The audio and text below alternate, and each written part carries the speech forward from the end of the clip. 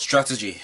My God, strategy is so very difficult to make a habit. To strategize is probably the core to success, long-term success and short-term success. If you want to reach short-term or long-term success, and you don't want it to be based on your natural abilities. In other words, you want to be, you want your success, or you want to reach a goal based on your own conscious decision to reach that goal, as opposed to it coming naturally or by accident. What you want to do is you want to become a master at strategy.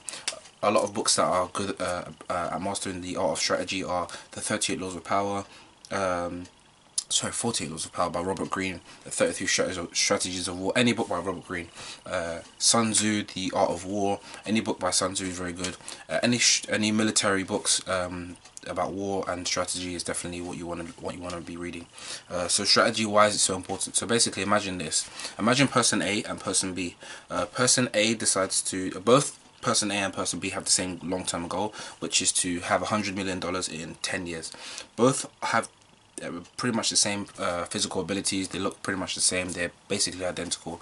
The only difference is person A decides to be strategic and create a long-term plan based on his past experiences and such, and person B decides to just go based on his emotions and just decide to allow fate to bring that $100 million to his lap. So who do you think has a high chance of reaching that $100 million target? Well, if you say person B, you have a point, because they might be following their intuitions and stuff, relying on their intuitions to decide that this probably isn't the best route to go, this probably is the best route to go. But in general, the person A is probably more aware of what is going to bring that $100 million to them, and person B probably isn't. They might, a year in, 2 months in, decide to change their goal because they realize that this small hurdle in the way, for example, somebody telling them that they're never going to reach it, they might let that discourage them and decide that maybe they're right. But person A, if they had that same hurdle, somebody told them that $100 million is out of their reach, they might actually go back to the drawing board and think to themselves, why did that person say that, and asking questions, why did that person say that?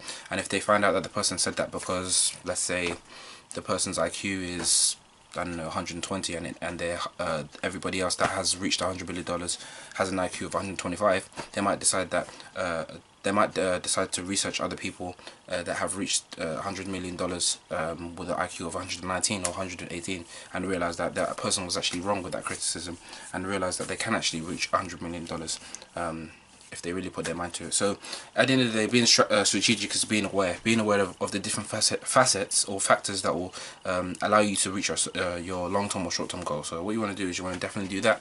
Thank you for watching. I'll see you in the next one. Peace.